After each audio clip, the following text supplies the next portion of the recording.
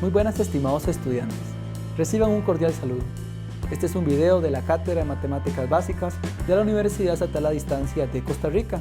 En esta ocasión vamos a trabajar con el tema de cuadriláteros, específicamente el romboide. Vamos a ver algunas propiedades importantes de esta figura.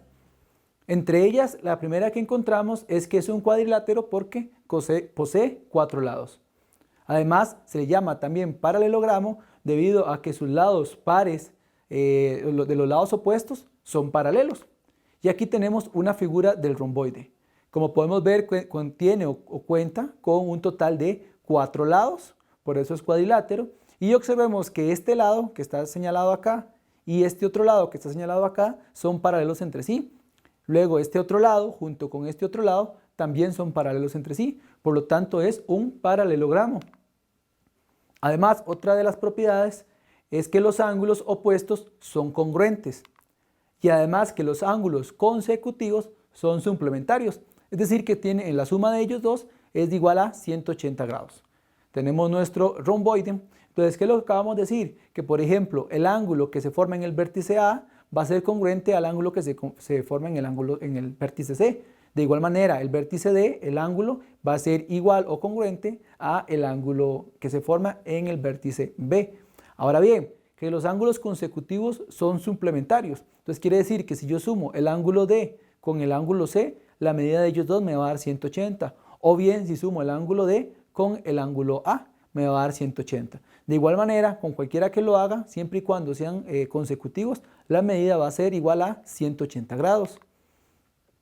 Otra de las propiedades es que las diagonales no bisecan los ángulos internos, o sea, es decir, cuando trazo una diagonal no se va a cumplir de que la medida de este ángulo y la medida de la que está al lado abajo va a medir lo mismo.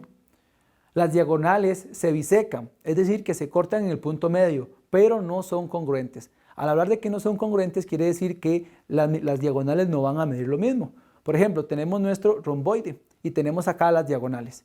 Este punto de acá de intersección biseca la diagonal que va desde el punto D hasta el punto B. Es decir, este pedacito que está acá va a ser igual a la medida de este otro pedacito que está acá.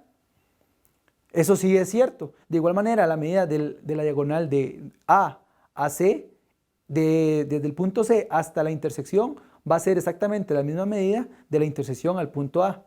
Eso es lo que nos indica que bisecan. Pero que la medida de este pedacito de diagonal desde C hasta la intersección no va a ser igual a la medida del punto D a la intersección. Entonces, quiere decir que si se bisecan, es decir, se cortan en dos partes iguales, pero estas 4 partes que se dividen en las diagonales no miden lo mismo. Otra de las propiedades es que las diagonales no son perpendiculares entre sí, es decir, sí se intersecan, pero no forman exclusivamente un ángulo de 90 grados. Si al trazar cualquiera de las diagonales en un romboide, se forman 2 triángulos congruentes y tenemos nuestra figura. Observemos que acá el ángulo que se forma en esta diagonal junto con esta diagonal no mide 90 grados, podemos verlo con cualquiera de los otros ángulos, por lo tanto no son perpendiculares. Y luego si trazo una de las diagonales, por ejemplo, supongamos que solamente trazo la diagonal desde D hasta B. Entonces el romboide que se forma también 2 triángulos que son congruentes, que sería el triángulo B, C y D, y el otro triángulo sería el D, el B y el A. Forman 2 triángulos al trazar cada una de las diagonales. Ahora bien, las fórmulas para trabajar con el romboide, primero vamos a considerar la del perímetro, sea P el perímetro, sea B la medida de la base y sea A la medida del ancho del romboide. Entonces, para calcular el perímetro va a ser 2 veces el B más 2 veces el A. Ahora bien, para calcular el área, que lo vamos a representar con la letra A mayúscula, igualmente B va a ser la medida de la base y H va a ser la medida de la altura del romboide. Esta es una nueva medida que no hemos trabajado. Entonces, A va a ser igual a la base por la altura. Vamos a trabajar con nuestra gráfica para poder entender un poquito mejor esto. El perímetro, recordemos que el perímetro es la suma de los lados de la figura, entonces por eso sería 2 veces, en este caso la base, que esta base es igual a esta base, tiene la misma medida, por eso son 2 veces, y 2 veces el ancho, que sería este de acá. ¿Por qué 2 veces? Porque tenemos este lado y este otro lado, de ahí sale el perímetro. Ahora bien, la altura, consideramos una nueva medida que es la medida h, que es la altura.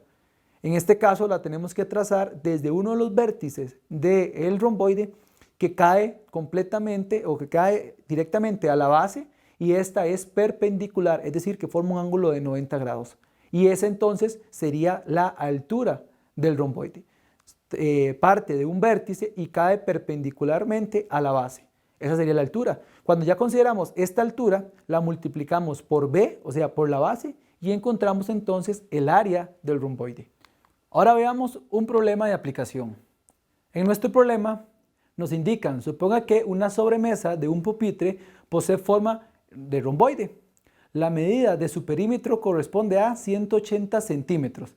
La medida de su ancho corresponde a 40 centímetros y la medida de su altura corresponde a 15 centímetros. Entonces determine el área de la sobremesa en forma de romboide. Para resolver este problema tenemos que ver que nos dan tres informaciones importantes. Primero, que el perímetro es igual a 180, que el ancho es igual a 40 y que la altura es igual a 15 centímetros. Entonces, para resolver este problema, recordemos que lo que nos están preguntando es sobre el área. Y para calcular el área, eso va a ser igual a la base por la altura. Yo conozco la altura, que son 15 centímetros, pero me falta la medida de la base. Por lo tanto, tengo que hacer mano a la otra información que me da el enunciado, como es el perímetro. Recordemos que la fórmula del perímetro era 2 veces la base más 2 veces el ancho. Ya tengo que el perímetro total es igual a 180 centímetros y además que el ancho del romboide es de 40 centímetros. Por lo tanto, hago las sustituciones para encontrar la medida de B, que es la base, que era lo que me hacía falta en el área para poder encontrar lo que me preguntaban. Entonces, igualo a 180 porque 180 es el perímetro, como lo dice ahí, y sustituyo ahora el A por el 40. Hago la multiplicación, 2 por 40, eso es igual a 80. El 80 está sumando de un lado a la igualdad, lo envío al otro lado de la igualdad a hacer la operación contraria. Si está sumando, pasa entonces ahora a restar. 180 menos 80, eso me va a dar 100. Y el 2b que tengo al otro lado de la igualdad, ocupo estar con el b solamente. Entonces el 2 ocupo mandarlo al otro lado de la igualdad, pero observemos que en este caso está multiplicando. Pasa a hacer la operación contraria, es decir, a dividir. Entonces 100 dividido entre 2, eso me va a dar 50. Entonces ya sé que la medida de la base del romboide, en este caso es de 50 centímetros.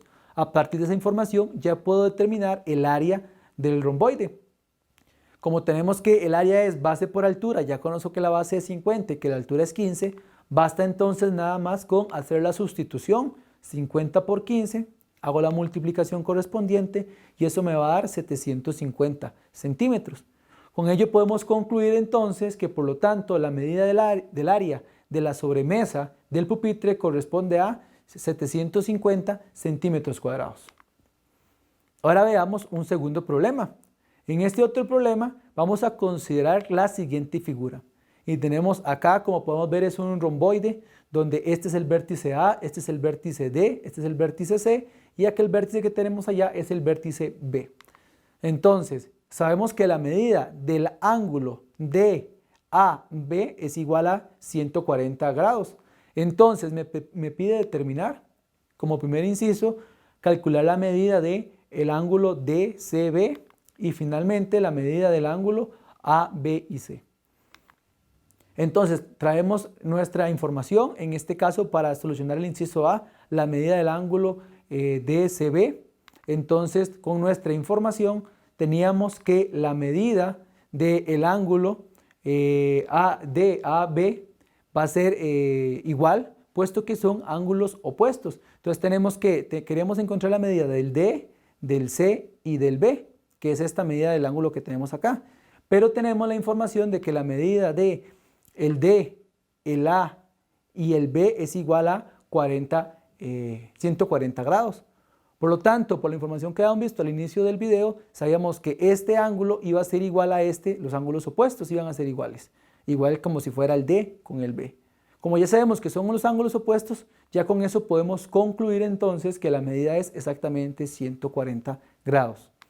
Ahora, para determinar la segunda medida del ángulo, que sería la medida del ángulo A, B y C, Entonces, como la medida del como el ángulo AB y C y el ángulo DAB son ángulos consecutivos, entonces la suma de estos dos ángulos tiene que medir igual a 180 grados, o sea, son ángulos suplementarios.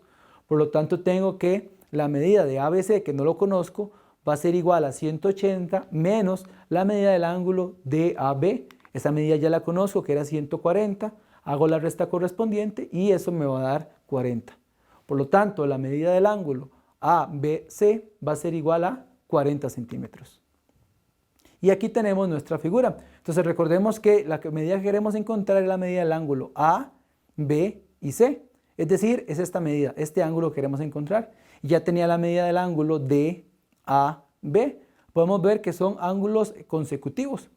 Por lo tanto, con eso ya sabíamos, por la información que habíamos visto al inicio, de que son ángulos suplementarios. Entonces hacemos la operación y encontramos entonces que la medida de este ángulo va a ser igual a 40 grados. Muy bien, estimados estudiantes, esperamos que este video haya sido de su utilidad. De parte de la Cátedra de Matemáticas Básicas, le agradecemos la atención brindada.